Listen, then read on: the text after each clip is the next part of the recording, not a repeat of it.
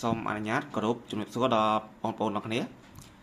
ថ្ងៃនេះខ្ញុំមាន laptop មួយ model ដើម្បីបញ្ចុះតម្លៃសម្រាប់ចូលឆ្នាំប្រពៃណីជាតិខ្មែរយ៉ាងខាងមុខនេះដែលខ្ញុំដាក់លក់319ឥឡូវខ្ញុំមកបញ្ចុះនៅសល់តែ299ប៉ុណ្ណោះ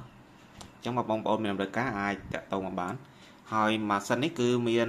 spec ខ្ពស់គឺ Core i5 ចំណងទី10អញ្ចឹងបងប្អូនដែលត្រូវការចំណងខ្ពស់ត្រូវហើយម៉ាស៊ីននេះហើយវាប្រើ touch screen បាទម៉ាស៊ីននេះគឺប្រើ touch អេក្រង់វា 3K អញ្ចឹងគឺច្បាស់មែនតើ 3K ប្រើ touch អញ្ចឹងយើងទៅមើលសលេងវាក៏ព្រោះដែរចាក់បទចម្រៀងមួយ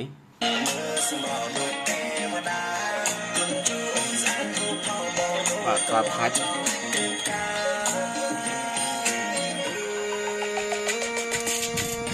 បងមិនចេះរដើមបងបើហឿនគឺបងស្នេហ៍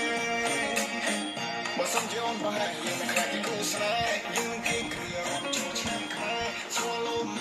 ជួយដល់ម៉ែជួយដល់ម៉ែជួយដល់អើឲ្យឆាយមកគាត់ជាអ្នកឆាយឆាយបងនៅពេលណាពេលប្រារព្ធនៅបងនៅភ្លេងខ្មែរចាត់ដងហែនងផ្លូវ